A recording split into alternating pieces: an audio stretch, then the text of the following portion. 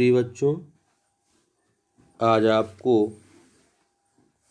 Lesson 1 English में light the lamp of thy love के कुछ आंसर क्वेश्चनों के बताने जा रहे हैं। 1 आवर 2 सेंटेंस इच। आपको एक वाक्य में उत्तर देना है, अनिवार्य रूप से इस पाठ से, इस लेसन से।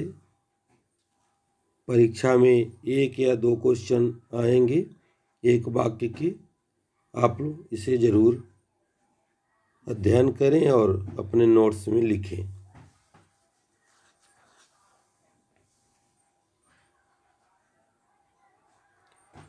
Question answer.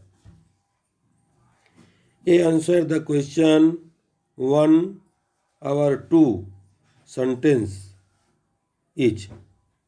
प्रत्येक को एक वाक्य में, कविता के जो क्वेश्चन हैं इनको एक वाक्य में या 2 वाक्य में आपको उत्तर देना है, आंसर देना है।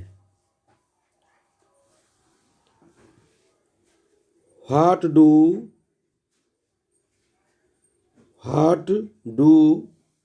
you mean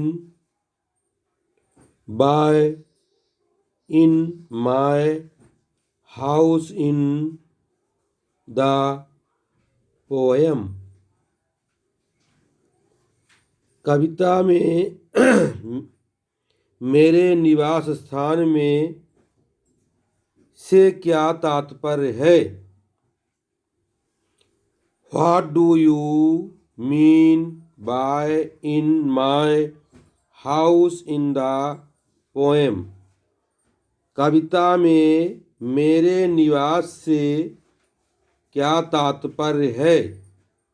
answer. In my house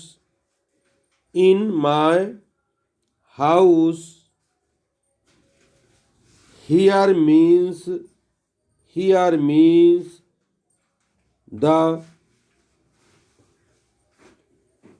body. Here means the body of the poet where his soul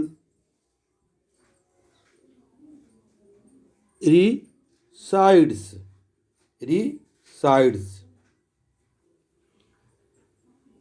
In my house here means the body of the poet where his soul resides.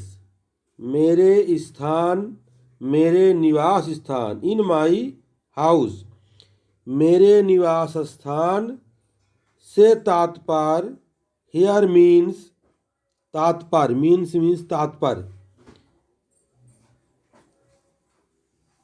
कवि का शरीर है। Means the body of the poet, कवि का शरीर है। Where his soul resides, उसकी आत्मा निवास करती है। दूसरा क्वेश्चन है, what does the speaker wants the Lord to light? फिर देखो, what does the speaker want?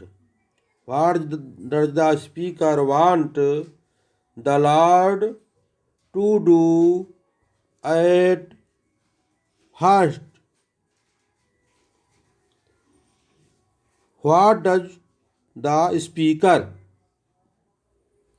वक्ता, स्पीकर मीन्स वक्ता, ईश्वर को सर्वप्रथम क्या करने को कहता है? डू मीन्स करना, फर्स्ट मीन्स प्रथम, लॉर्ड मीन्स ईश्वर। वक्ता जो है स्पीकर को, वक्ता जो है यानी स्पीकर ईश्वर को सर्वप्रथम क्या करने को कहता है? Answer, the speaker wants the Lord to light the lamp of his love, that is, he must have love for his master. यहाँ पर वह मालिक से सर्वप्रथम, वक्ता जो है यहाँ पर मालिक से सर्वप्रथम अपने प्रेम के दीपक को, अपने प्रेम के दीपक को प्रज्वलित करने के लिए, अर्थात उसमें ईश्वर के प्रति प्रेम उत्पन्न हो, कहता है। प्रज्वलित करने के लिए कहता है, that's he must have love for his master. अगला आप देखें,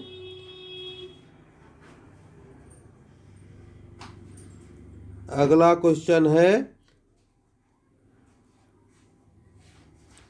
द लैम्प हिज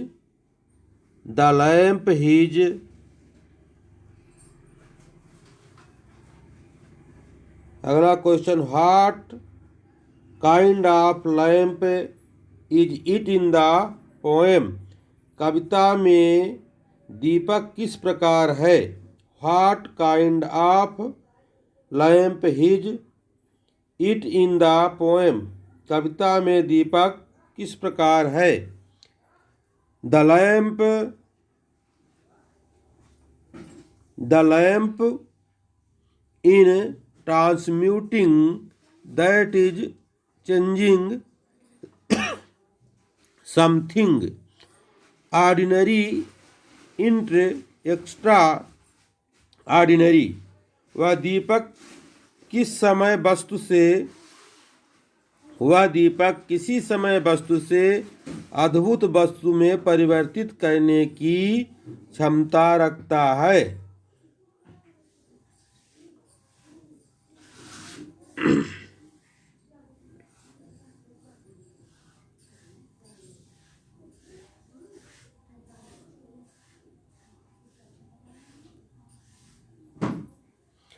चौथा देखिए, what does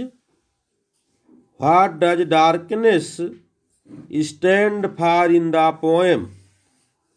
what does darkness stand for the poem? कविता में अंधकार किस वस्तु का प्रतीक है?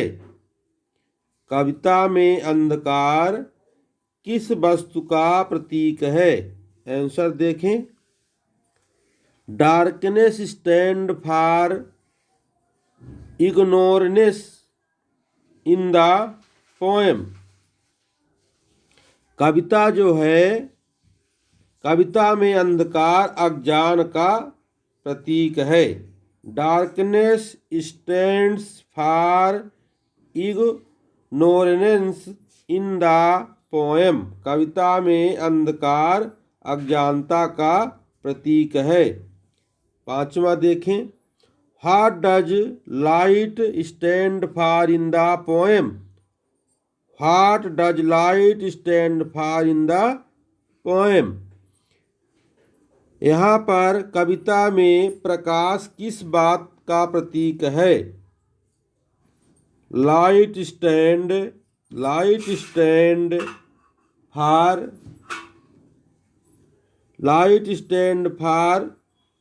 Knowledge in the poem. इस प्रकार से यहाँ पर प्रकाश ज्ञान का प्रतीक है। छठवां क्वेश्चन देखिए, व्हाट आर द सेंसेज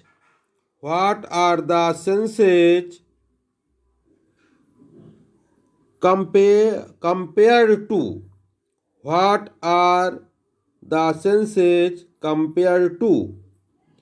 यहाँ पर इंद्रियों को तुलना किससे की गई है? What are the senses यानी इंद्रियां, compared मीन्स तुलना करना, to यहाँ पर इंद्रियों की तुलना किससे की गई है? उत्तर, आंसर देखें, senses are compared to lamps that